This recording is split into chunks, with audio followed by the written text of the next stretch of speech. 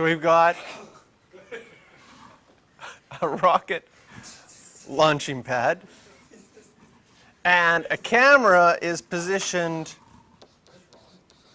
4,000 feet. So here's my camera. Draw a picture of a beautiful camera. There we go. I don't know if that's a nice looking camera or not. From the base of a rocket pad, so here I'm going to draw a green rocket with flames bursting out of it, ready to take off in the air. The rocket rises vertically at a speed of 600 feet per second. So it's going up like this, and its speed is 600 feet per second when it has risen 3,000 feet. How fast is the distance from the television camera to the rocket changing at that moment? So this starts off as just a triangle, a right triangle question. It's no problem so far. Not a problem at all. Okay, so let's see. Oh, zoom.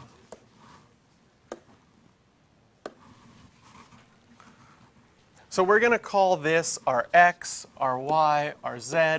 Well, x is always constant. It's always 4,000 feet, so that's not going to change.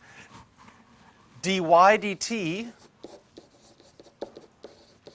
we're told, is 600 feet per second. We want to find dz dt, how fast is the distance between the camera and the rocket changing at the point where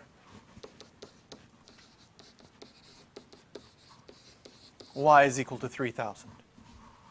So if we set up our a squared plus b squared equals c squared, well, a squared is always 4,000 plus y squared equals z squared, because those are the two that are changing with respect to time. We don't plug in y equals 3,000 yet. We take our derivative with respect to time.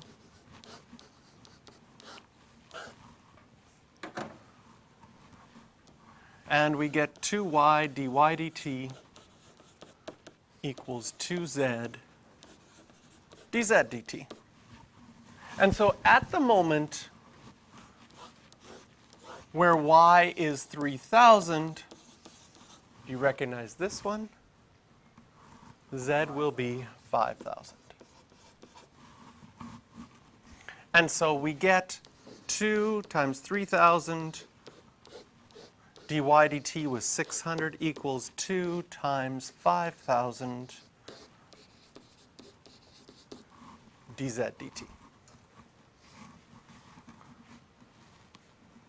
So a little bit of mental math here.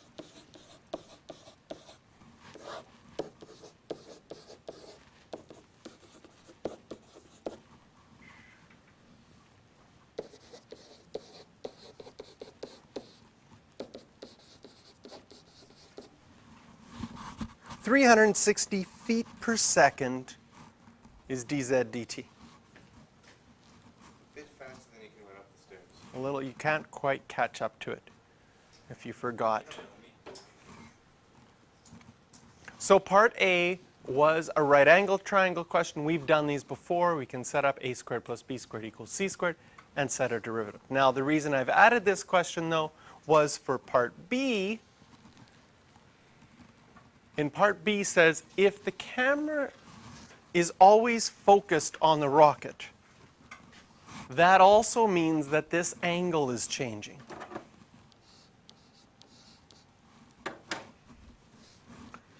And if that angle is changing, how fast is that angle changing at that moment? Okay. So again, I'm going to erase what we wrote for the first one here. I'm going to keep that triangle because we're going to need that triangle.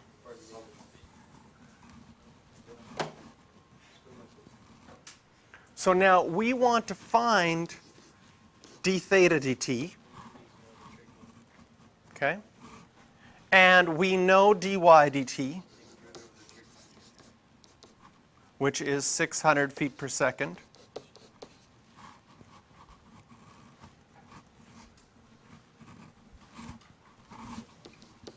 And we're still finding it at y equals 3,000.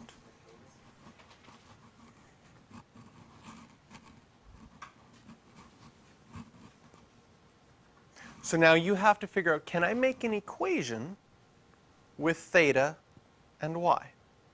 What would that equation be? Either sine or tan.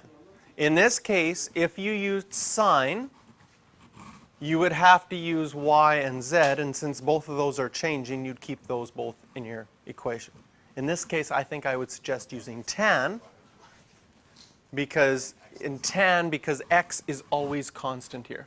So if I use tan, I'm only using y and theta, and I set up my equation that tan of theta is opposite over adjacent. Now, since theta is a function of time and y is a function of time, we can take the derivative with respect to time of this whole function. What's the derivative of tan? Secant squared. Secant squared theta, chain rule, d theta dt, equals 1 over 4,000 dy dt.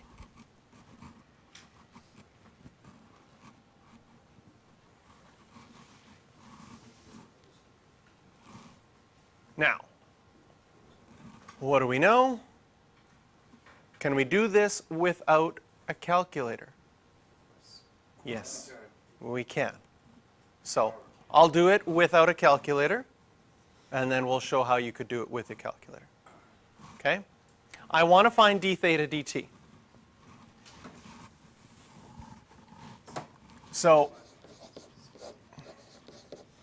d theta dt is going to equal, well, this is 600 divided by 4,000. And what would you have to do to both sides if I wanted to get rid of that secant squared?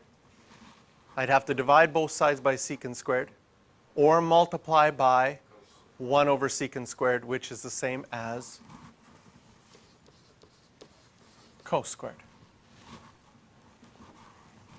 And we're trying to find this out at the instant where y is equal to 3,000. Well, if y is equal to 3,000, we have that triangle. It's not a 30-degree triangle. I mean, you could figure out that by going sine inverse or tan inverse of 3/4, but we want to do this without a calculator.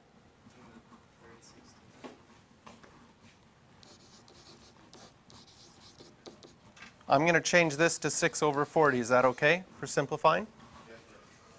What's cos of theta?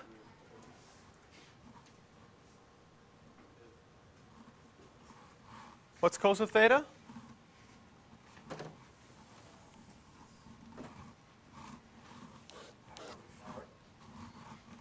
Very close.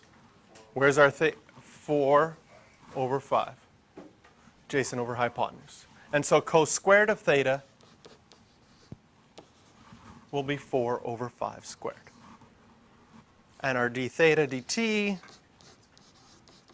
will be 6 over 40 multiplied by 16 over 25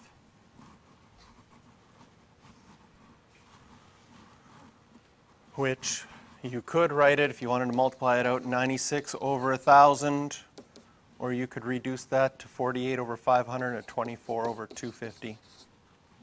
Oh, we could reduce that even more. 12 over 125. That's accurate. No, but the decimal works, so you just go 0.096. Right, or you could just change it to...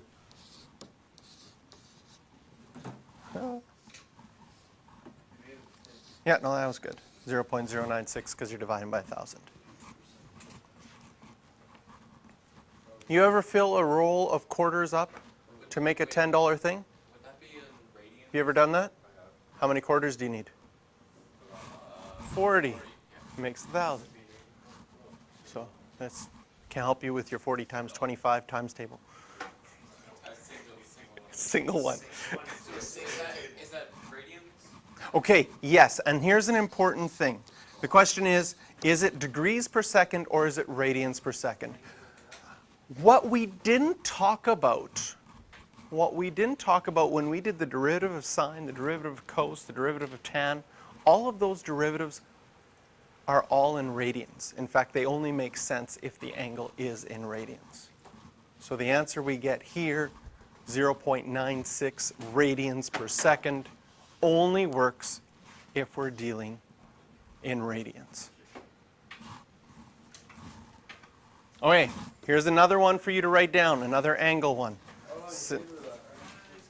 You just grab some scrap paper or loose leaf out of there.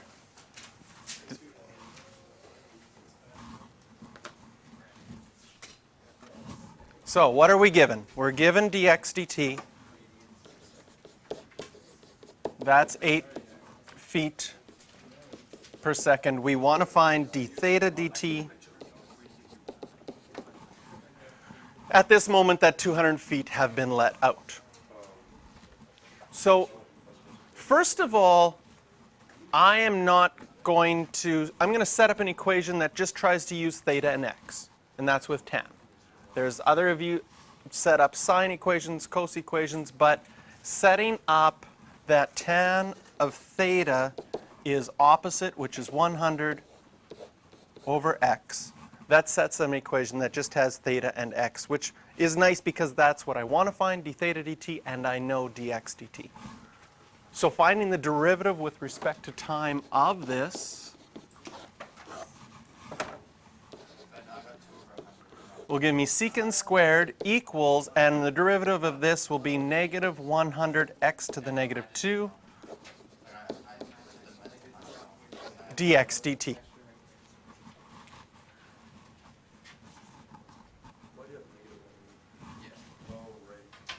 Okay? All right. So now, at this specific time, oops, I've drawn my triangle backwards here.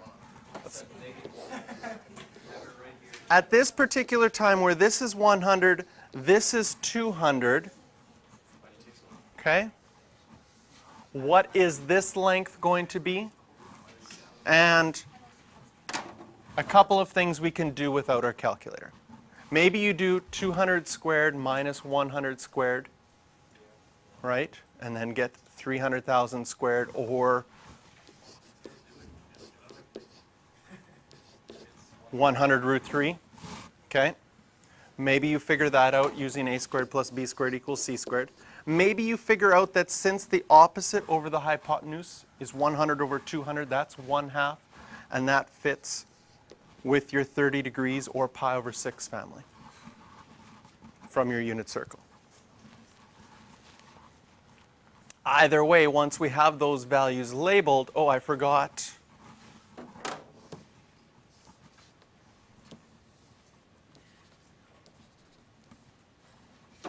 d theta dt here, right? And so if I want to get d theta dt by itself, I can multiply both sides by 1 over secant squared, which is cos squared. I'm going to get negative 100 over x squared. dx dt, which we know is 8, times by cos squared theta. So d theta dt, negative 100 over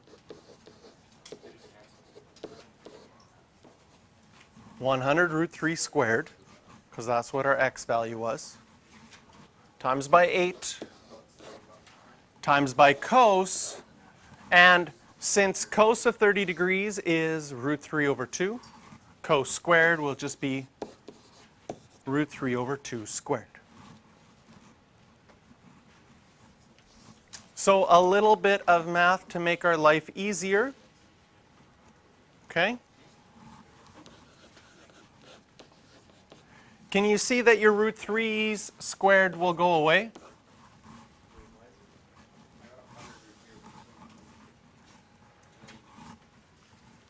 And then with the 100 on the bottom and the 100 on the top, you'll be left with negative 1 over 100. And then 8 over 2, if I simplify, that's just times by 4. No, 2 squared is going to be 2, right? Is 2. Negative 1 over 50 radians per second.